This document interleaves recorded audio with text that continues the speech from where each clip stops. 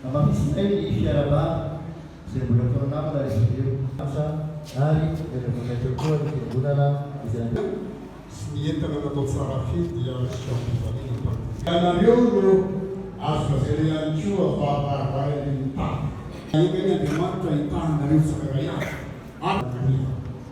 manaraka izany dia sanady Andriamanitra le manakireny pasoavana rehetra no amin'ny dia olona raha tena Souklément manaraka azy ao dia Arasoana Izo membre fiangonantsika raha ny amin'ny tension Simon loha eto amin'ny fiangonana maso na dia mankafesomipotratsanga aza miondrika famban'ny olona koa dia miondrika ary manonona ny azafady ho solom-piondrehana mandalo miserana manao azafady tompoko lahy manao azatsiny tompoko vavy tompoko lahy sy tompoko vavy ny ombo mamanandrefana ho no mahatsiaro mibongo lavaka janany avy fa izao kosa raha mijoro mandray fitenenana dia mahatsiaro ilay kitapon'ny finosana ilay niankin-drindriny irery ilay nitondra folo volana kibo dia jiza zany fa ineny koa dia arabaiko tao voninkazo ary anareo reny olalovan'olo marevaka sy tantely mitondra mamo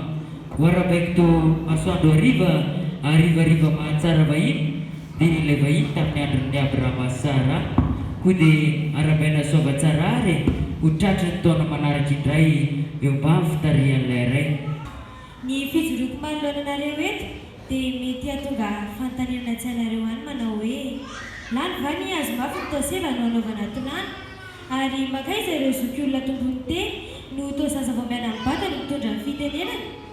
Misy tokoa eo amin'ny fianakaviana sy eo amin'ny mpiray-fanantenana izay tsy atoro voanjadina fa mahalala ny mahaviravina kifika ary tsy atoro ny vorona ho azaina fa mahalala ny akanga tsara fisambotra izay toy ny zanak'omby tsy ampanahyndomany.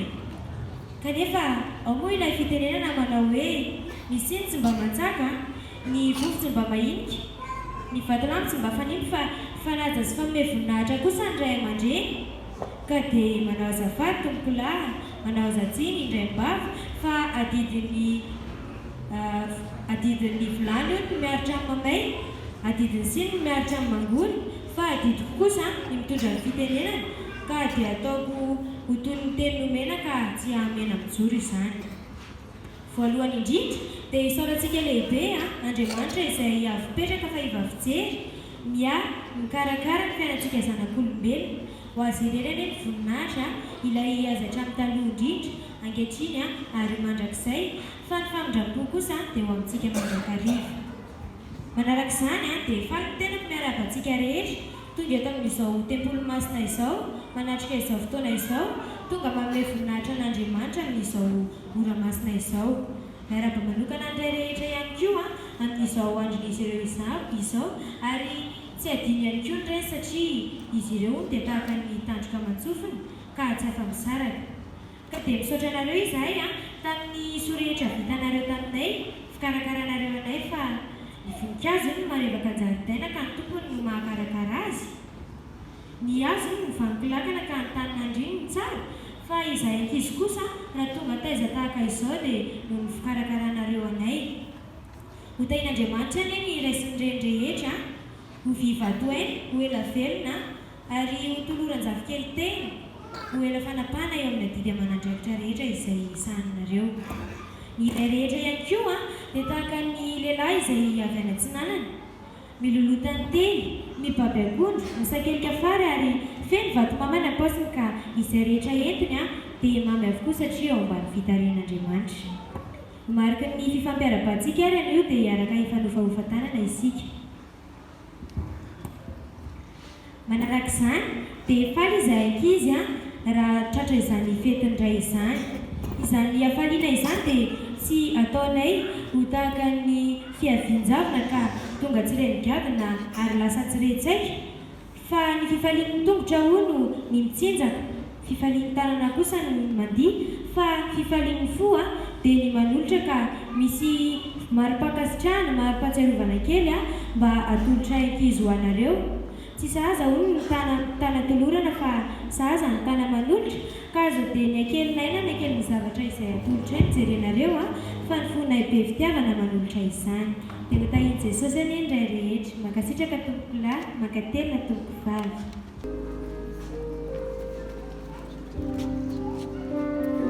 Mifaliana sy ampiaozana ireo zafahamezan'izany izy mankasitraka tompoko soratra.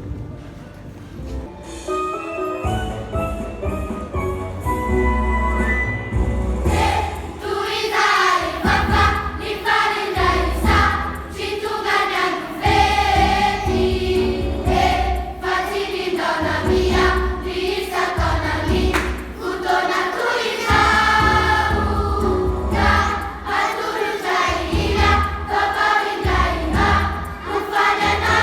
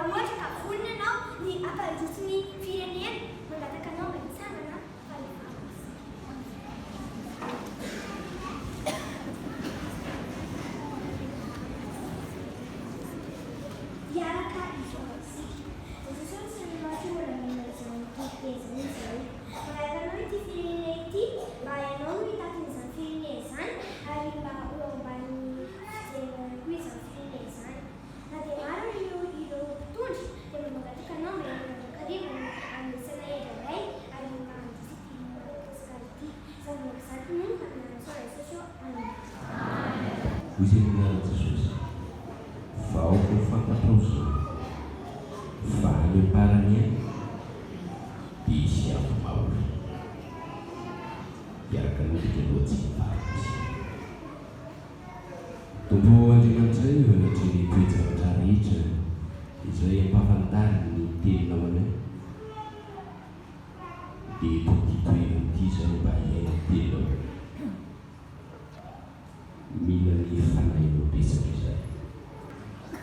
Ataontsika man'Andriamanitra rery any midera sy mihaja ny voninahitra satria avy amin'izany. Tratra izao asara-manitra izao resaka ary manateny fa ity asara-manitra izay andalovantsika manokaloany hatramin'ny 26 juin dia mba hotahin'Andriamanitra manokana isika, mba ho vangin'Andriamanitra manokana tokantramontsika ka hita fifaliana ny amin'izany atao hoe asara-manitra izany isika.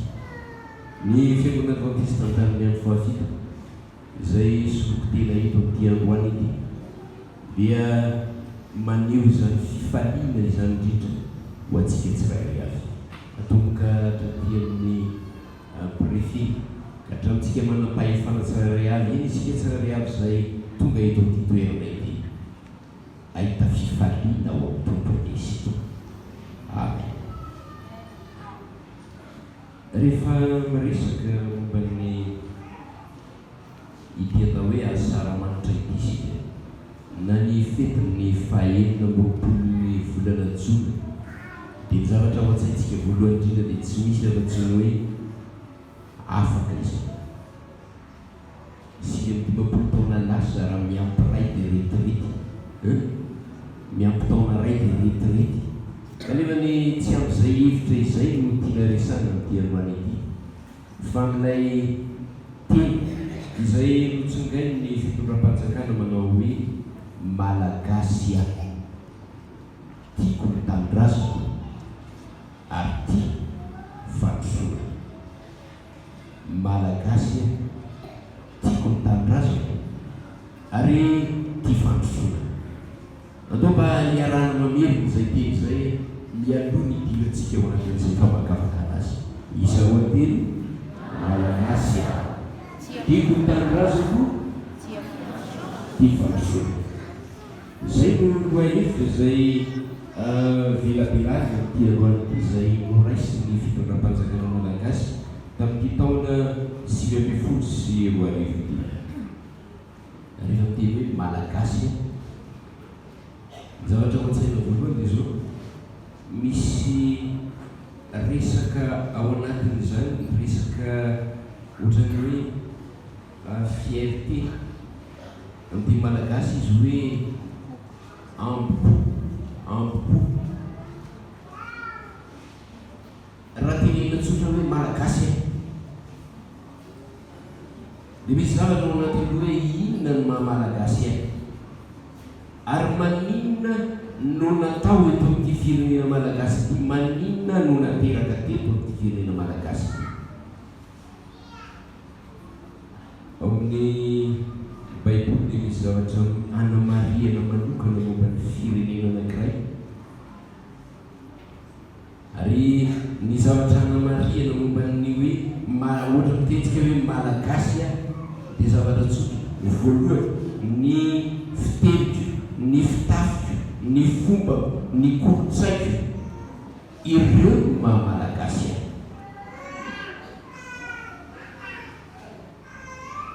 Manana foko maromaro isika rehefa hoe Madagasikara eto.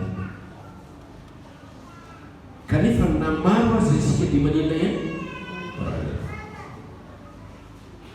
Ny fiangonana adventiste fiangonana adventiste mitandrina ny andro fahavalo dia mivoy izany resaka izany fa iray isika malagasy. Ary mampireane mihitsy mieritreritra hoe malagasy ahy.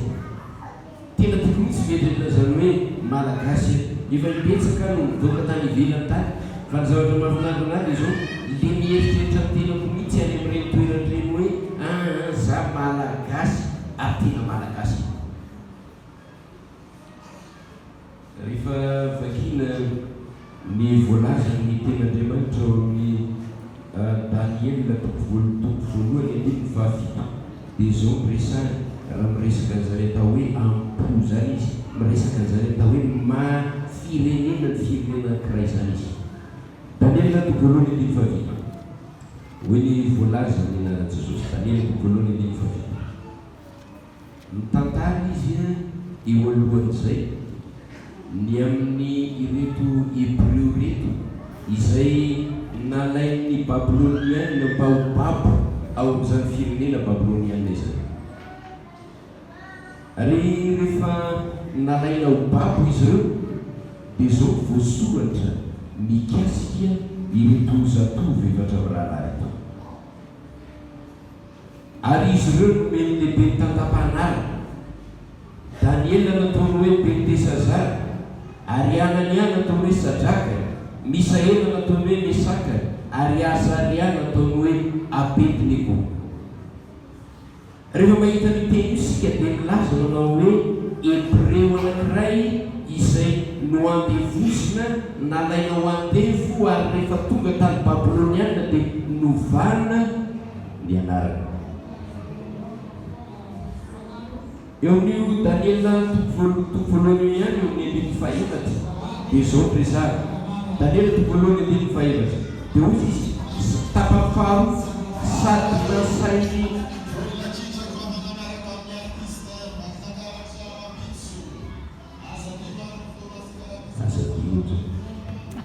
sady nasainy nampianatra ny taratasy sy teny kapiana. Zavatra voalohany hitantsika teo zany zao le maizy azy mihitsy, le maizy le Hébreu mihitsy no novana ao anatin'ny atao hoe fanadevozana. Ny voalohany ny novana tao anatin'io dia ninona? Ny anarana. Ary ny faharoa ny novana tao anatin'io dia ny fomba fiteny. Ary raha ohatra ka tena mamaky antsika dia manomboka mahita ihany fa novana ihany koa na ny fomba fitafiny dia novana ny fomba fitafin'ny olona any Babylone. Fa rehefa mahita isika eo amin'ny andiny ny fahadimy dia izao indray miresahana. Daniel toko voalohany andiny fahadimy hoy izy amin'anaran'i Jesosy ary ny mpanjaka nampanokana hanina ho an'ireo isan'andro avy tamin'ny haniny sy avy tamin'ny divay fisotrony mba hamelomana azy. Jereo tsara ny fomba ao anatin'le tantaran'ny Baiboly azy fa ny olona anankiray izay no andevozina dia eo karazan-javatra ireo ny fomba anadevozana azy, ny fomba fitafiny, ny fomba fiteniny, ny anarany hovany ary ny fomba ny amin'ny maizy azy dia nasaina najanona avokoa. Sy dimampolo taona lasa izy zay zava-misy teto Madagasikara. Ary na mbola fotoana tao aoriana kely izay azy dia mbola izay ihany no miaingana tao anatin'io, nomena zavatra nasorona tao amin'ny maha-malagasy azy ny malagasy. Ry misy poety anankiray aza nilaza hoe tateo dia nataony hoe rajakombaza.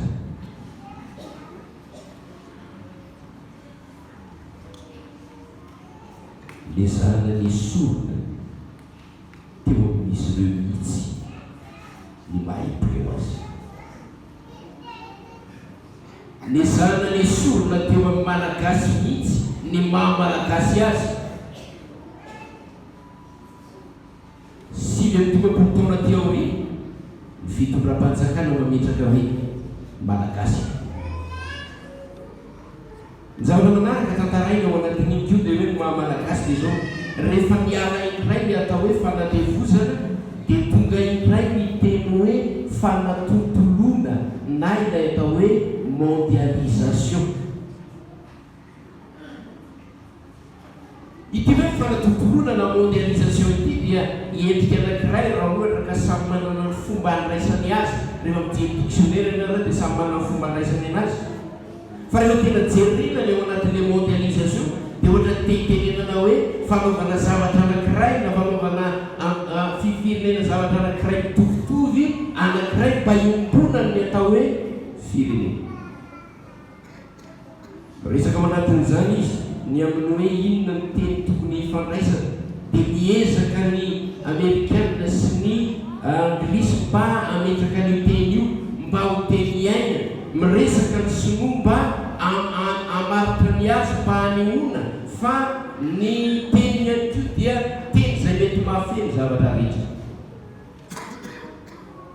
Kanefa rehefa tena mahita ianao amin'ity atao hoe fanatontolona io dia manomboka tonga eny an-tanan'ny ankizy ny tablety ary manomboka eny tonga tanan'ny lehibe ny telefona, fa rehefa manomboka mandefa mesazy ny olona ao anatina telefona na tablety anankiray tsy misy fehezanteny vanina intsony ao anatin'io amin'ny maha-malagasy azy.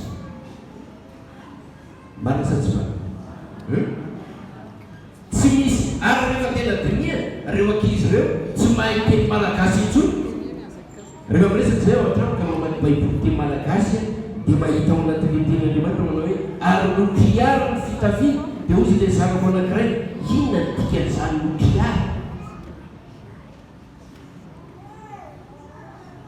Very malagasy.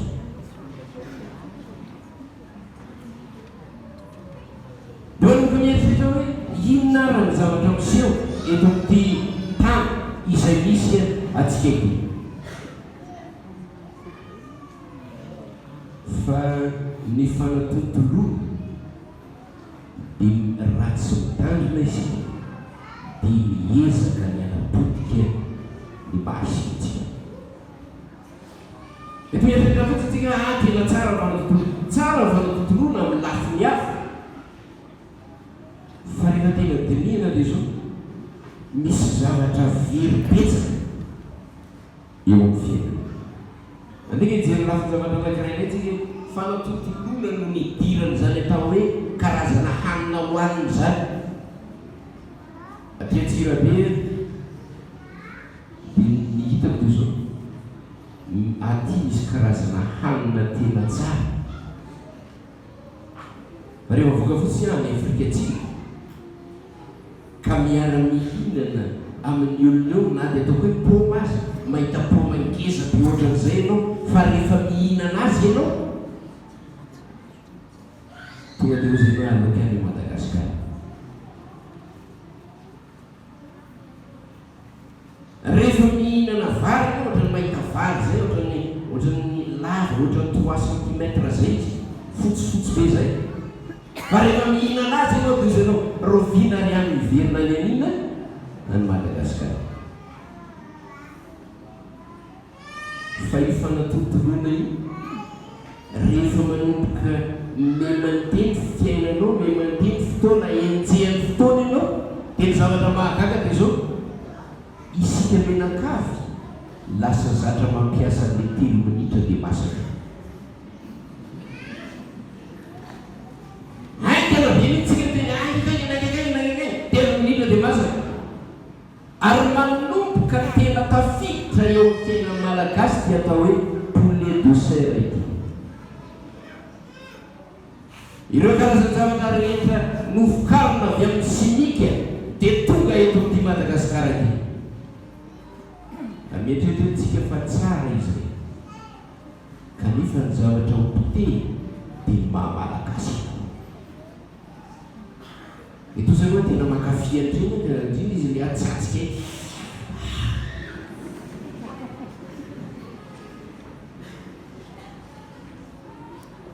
rehefa miezaka amina dokotera anankiray professeur anankiray le zao pasteur matobetsaka ny tapaka lalany raha tatoato vokatry ny tony eto zay.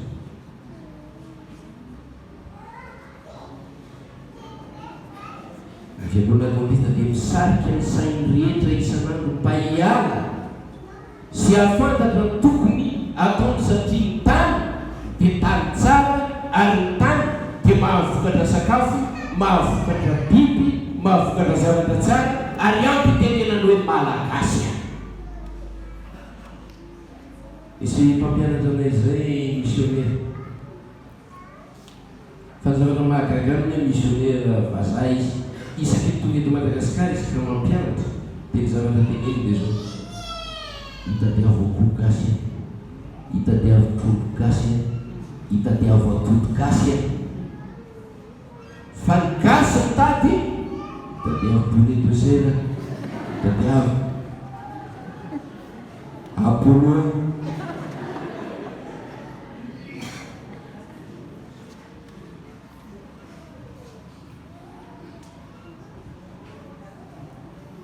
Fanatontolona ny nahitantsika fa miova mba amin'ny akanjo ny zanatsika.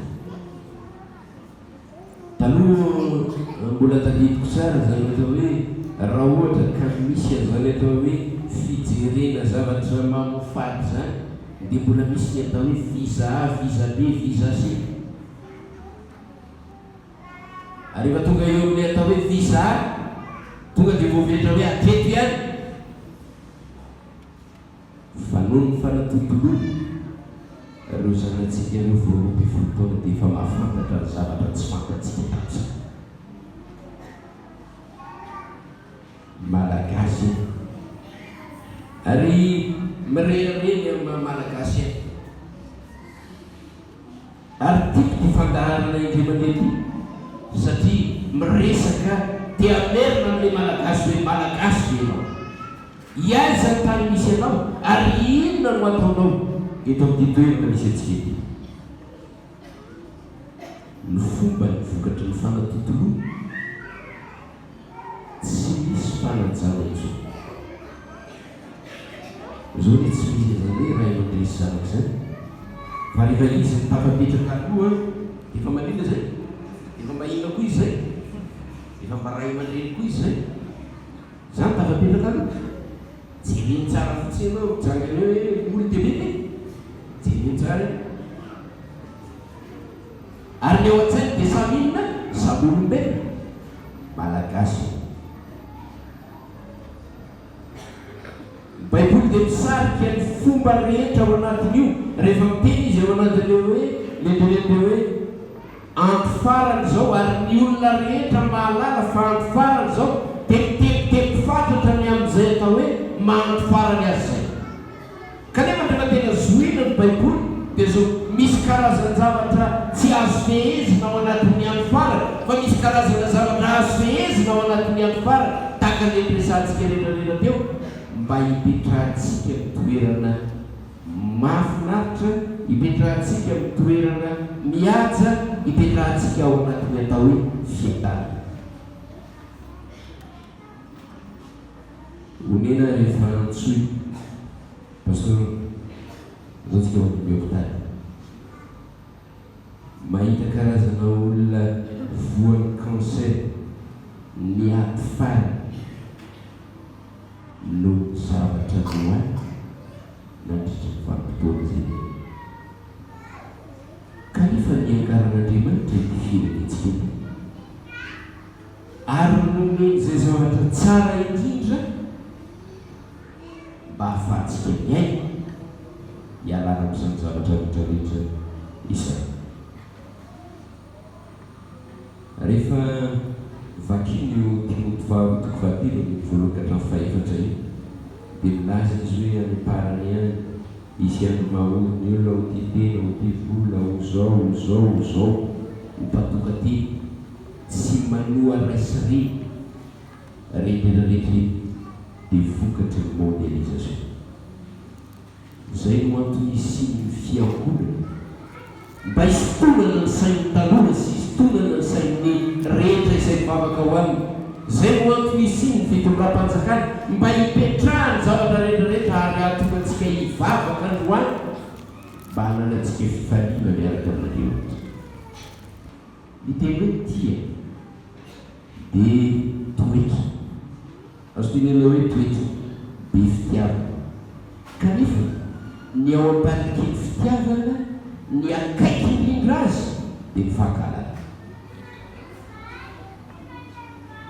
Ny ao am-pariky ny olona farany izay tia ka misy zavatra mivadiky ny ao am-pariky izay dia inona? Fahakalana.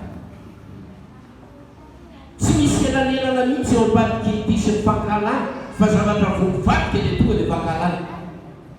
Fa zavatra mahagaga ao anatin'izy dia zao ny fitiavana sy ny fahakalana dia samy afaka miteraka ampopo eo amin'ny fiainana. Dia mandeha ozy teraka an-tsena fa elaela zao. Saraka tsy anangatsai ny tanina ny olona nangatsai, saraka tsy anangatsai io sa familio tsy tokony eo fitondrana, tsy tokony mpitondra za tsy anangatsai. Tena nomboka gaga fa misy idiran'ny mpitondra ndray ny fananganan-tsai. Fankahalalany mpitondra mivadika ao am-po ratsy. Fa tsy mpitondra kely nahatonga leo resaka io, fa nahatonga leo resaka io dia zao malagasy afaka atsara mosaka izay.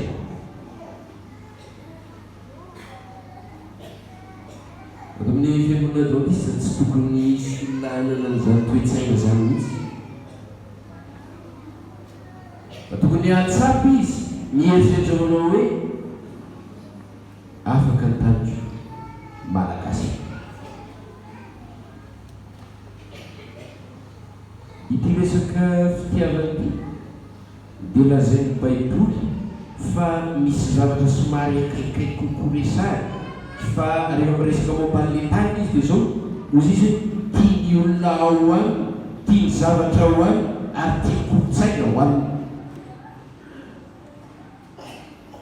Misy olona ao amin'ity tanitsika ity, reo olona ireo dia olona mendrika ho tiavana. Rehefa miteny zao baiboly dia ozy izy hoe mihevitra ny hafa no tenanao. Mahay mihevitra ny hafa no ny tenanao. Iza io olona hafa io? Iza io mihoatra ny tenanao?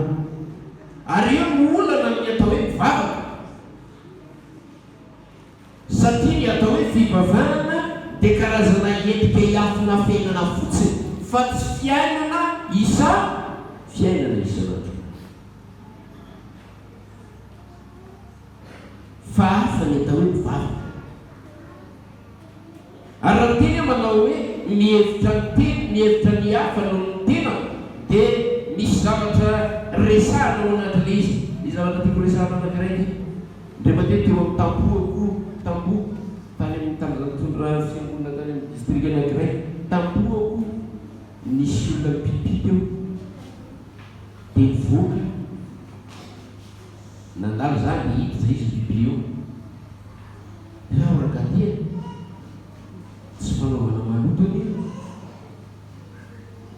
dia ozy izy ka aizary any ianao.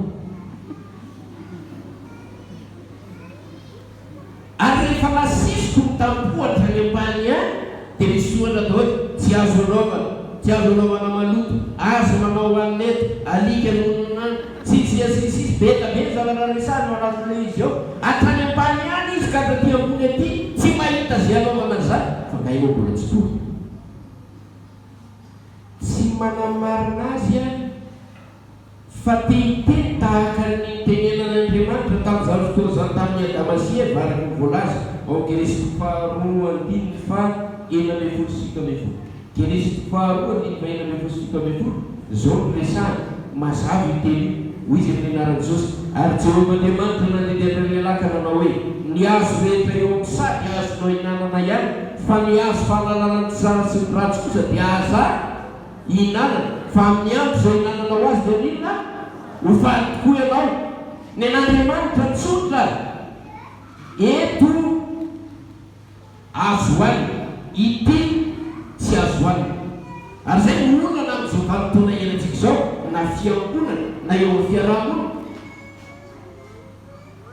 Ny tsotra dia zao, tsy ny hoe aza ny zavatra tokony ho atao, aza anaovana maloto ao, fa ny olona dia zao, raha vao anatina fiarahamonina izy, anjara ny fiangonana zany, anjarantsika rehetra zany. Dia ny hita ao anatin'io dia zao, rehefa poitra izy dia takanao poitra eny.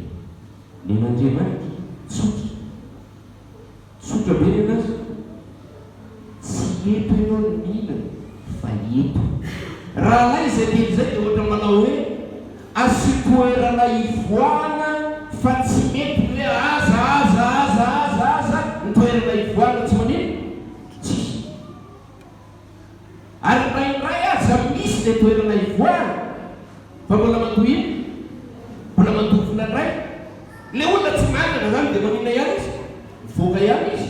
Ary nandray izy manana tsisy mpanjinika, mivoaka ihany izy. Gaga eo amin'ny esplanade eo Antananarivo fa mainty be eo anatiny mainty eo, nefa mivezeny biblika etsy. Ary nantany olona anankiray izay najanona teo, dia nantany fa manina maino hoe tobibi tsy manamboka anao sa.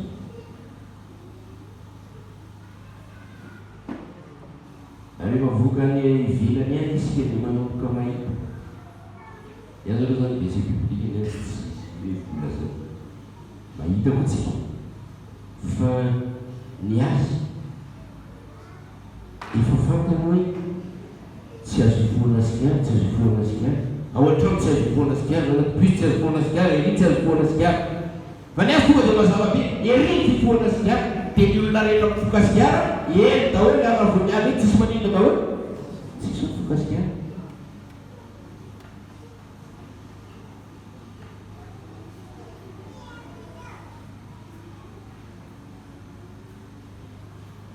Ozy le ragazy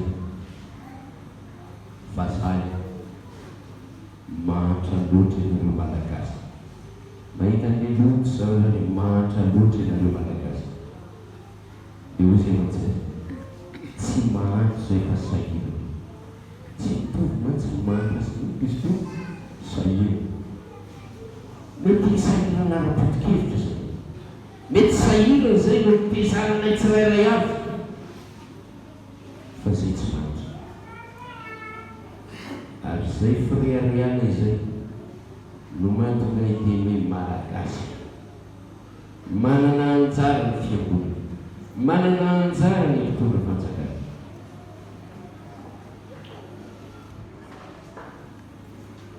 Rehefa namafa lalana, namafa teo Anosy teo fiangonana Adventiste Anosy be Mandrakobato. Dia lavesa teo amin'Arivo zay namafa teo. Dia gagabe ava mamafy io dia nisy rangazy lay eny izy dia manipity izy teo. Botibosa, ianao mamafa izy manipity izy teo, manipotibosa. Dia fananiko natonona le izy dia isaky ny mandatsaka izy dia fafako, isaky ny mandatsaka izy dia fafako. Farany izy dia teny aleo tsipoloko ny ara amsia, ozy izy sady tsipolo ny azy. Misy zavatra betsaka tokony ho atao eto amin'ity firenena. Ary tsy ampitenenana hoe miainga eo amin'ny tsirairay avy, marina fa miainga eo amin'ny tsirairay avy. Fa misy zavatra tokony hatrehana tahaka le resantsika rehetrarehetra be. Fa fahendrena ara-Baiboly zay.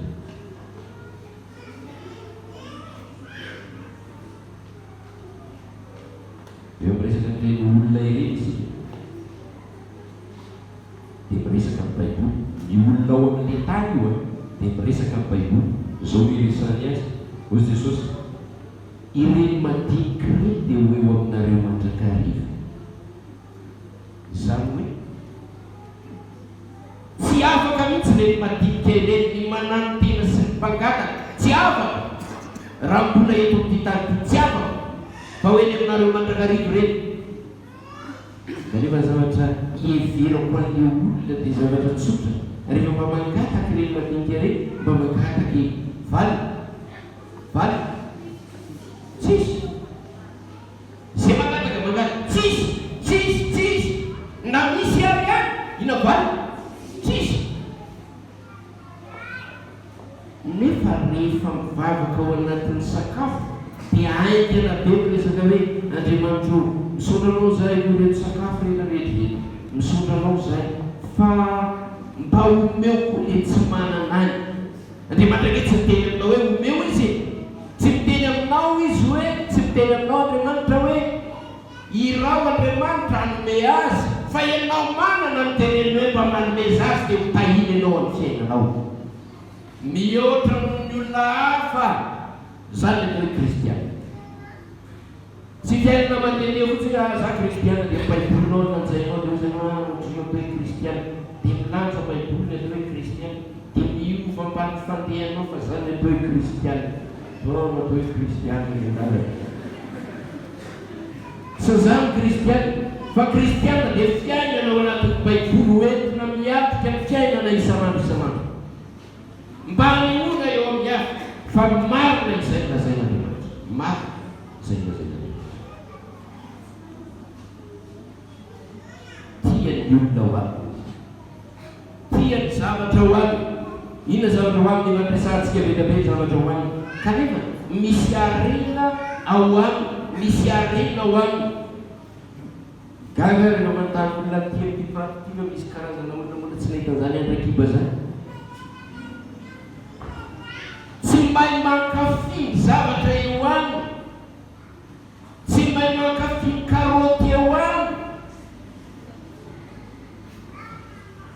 Karoty olona rireny tsy mahay mankafy zavatra nomen'Andriamanitra azy. Fa raha ianao no mankafy izay nomen'Andriamanitra anao dia ahita fifaliana amin'ny fiainana. Tsy fahaizanao mankafy io mahatonga antsika ohatran'ny miakatra Nebukadnezar dia Nebukadnezar zany nanohatran'Andriamanitra. Nefa raha Nebukadnezar nandeha nirokaka takan'ny biby ary rehefa nahitany zava-maitso Nebukadnezar, nahitany fahamaitsona sy ny hatsara ny zava-kanto, izay vao nahitan'Andriamanitra hoe lehibe anao Andriamanitra. Ohatra ny inona ny fahalalana ao amin'ny zava-maitso sy ny zavatra rehetra eto amin'ny tanàna ity, ohatra ny inona? Sivy amin'ny dimampolo taona lasa, tsy haiko izay andro miainanao na firy fa zavatra tian'Andriamanitra tongavany izao. Misaorana ao Andriamanitra fa malagasy afaka mankafy arena rehetra eto amin'ny toerana izy, ary tena afaka mankafy zany. Ny kolotsaina ao aby, ny kolotsaina ao aby. Gaga be fa eto Madagasikara mbola nisy an'izany faritra zany. Rehefa teraka kambana dia olana be eo fiarahamonina izay teraka kambana zany, dia atsika ny anaty ranomasina ilay kambana, izay miverina etỳ an-tanety mbola velona dia afaka. Hainao rehefa tantara rehefa teraka kambana ilay fianakaviana dia ohatrany hoe nidiran-doza. Ary rehefa nidiran-doza dia zao atsika eny amin'ny ranomasina izy, ary rehefa tavelona etỳ an-tanety ka velona dia afaka doza ny fianakaviana. Hoy ny tenin'Andriamanitra mikasika zany, Tesaloniana voalohany toko fahatelo andimy iraika amby roapolo, Tesaloniana voalohany toko fahatelo andimy iraika amby roapolo. Hoy izy amin'ny anaran'i Jesosy, fantaro ny zavatra rehetra, fantaro ny zavatra rehetra ary azomo mafy izay maneno izay tsara. Betsaka ny mety kolotsaintsika izay ananantsika fa ten'Andriamanitra mahitsy izy ny teny ao anatin'izy fantariny zavatra rehetra ary azomo mafy zay tsara.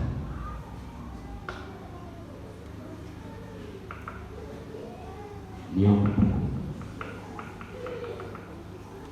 noho ny asisiky ny fitiavana dia hiteraka fikirizana eo amin'izay tokoa.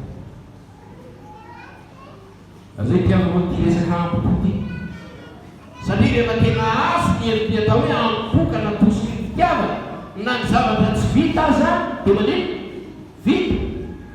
Ary zay mahatonga ny hoe amin'Andriamanitra ny rehetra dia maneno daholo possible possible.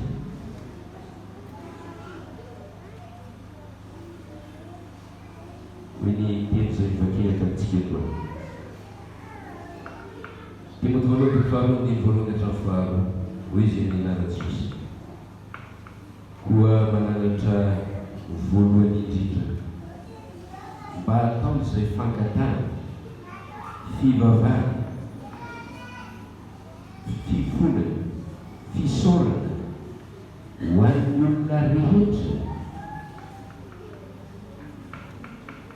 ho amin'ny mpanjaka ampam'izay rehetra manana fahefana mba hiainantsika miadana sy mandry fahizay amin'ny toe-panaraka an'Andriamanitra sy ny fahavokilana rehetra. Mahafinaritra zao teny Paul ny apôstôly Paul ihany no miteny an'io Timothée faharoa na Timothée voalohany vakintsika teo. Timothée faharoa izy dia milaza manao hoe tsy maintsy misy ny fahoriana ary tsy maintsy misy ny fiafarany tany. Fa ny Timothée faharoa izy dia zao milaza izy manao hoe azo atao tsara ny miadana izay afaka mifehy ireo zavatra azo fehezina eto amin'ity tany ity mba tsy hahatonga ny fahoriana. Mila vavaka, mila fangatana, mila fisaorana, mila vavaka ho an'ny mpitondra fanjakana, mila vavaka ho an'ny rehetra, mila fisaorana ho an'ny rehetra. Ka izay ataony